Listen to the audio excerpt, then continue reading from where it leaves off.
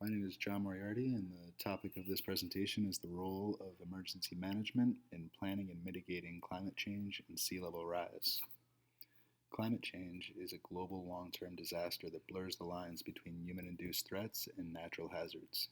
Climate change does not manifest in one particular hazard, rather it amplifies the frequency and intensity of hazards. Climate change intervention largely refers to adaptation, which shares a common goal with emergency management: risk reduction.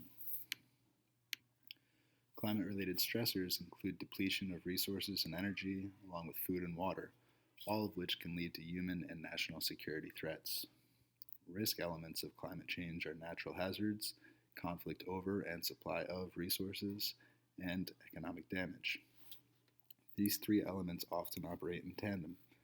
Natural hazards disrupt economic activity and establish losses. Resource overexploitation can produce natural hazards as well as economic damage. Hazards can multiply or catalyst and compound upon one another, creating additional hazards and increasing societal vulnerability. Some examples include droughts, which can lead to famine. Famine can lead to migration and/or conflict. Another example would be standing water after a flood. Standing water is typical for mosquito breeding grounds. These environments are present in post-flood disaster locations, and therefore infectious diseases such as malaria and dengue become an additional hazard found in a post-flood disaster location. Response has always been a focal point of emergency management. Emergency management seems to shine its brightest in the coordination of command and control of response and recovery efforts.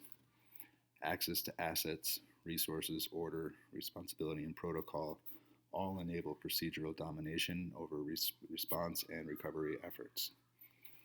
For emergency management to fulfill the commitment to risk reduction through mitigation, this comfort zone needs to be broken down and expanded. This is further illustrated with funding. The release of funds is dependent and commensurate with the number of people affected.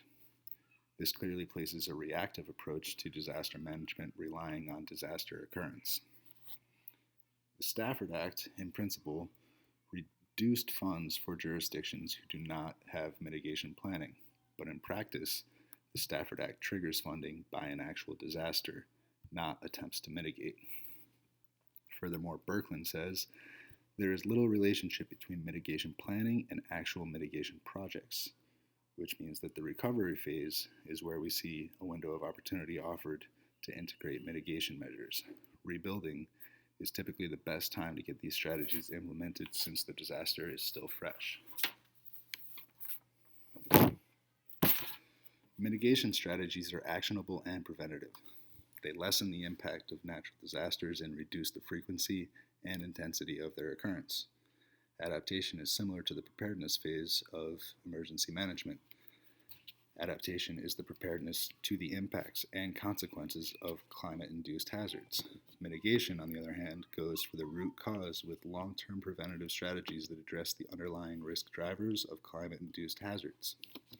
In the context of climate change, mitigation refers to reducing carbon emissions and atmospheric concentrations of carbon. It is a massive undertaking that requires shaping and restructuring of urban and national development paths.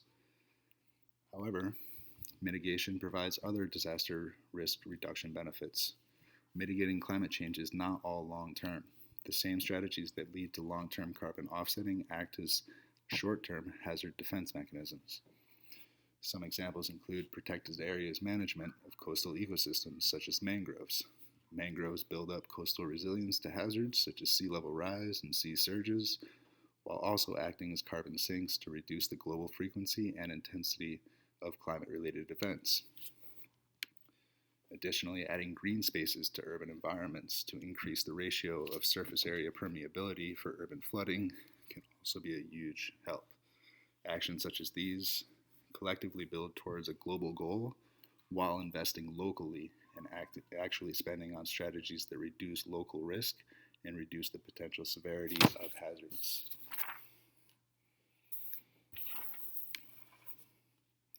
Decision makers and policymakers require high-quality data, including spatial and temporal resolution and historical and current climate data. Projected changes as a result of climate change include land and sea temperature increases, sea level rise, melting glaciers and ice caps, and changes in rainfall patterns. All of this data must be accurately sourced and consistently recorded. Ocean temperatures can be used as evidence for climate change, since there are long-term records of changes in temperature, specifically in upper ocean temperatures.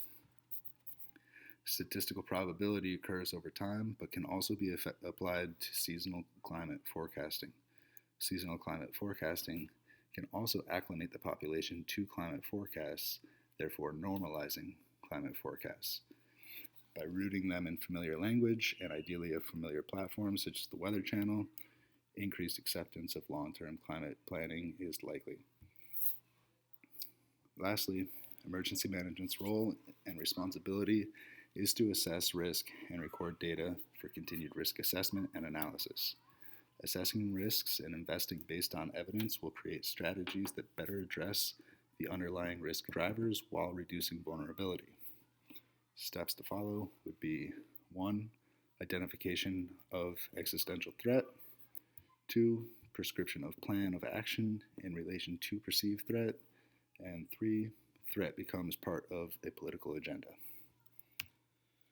These are the references that I used in the formation of this presentation. Thank you very much for listening.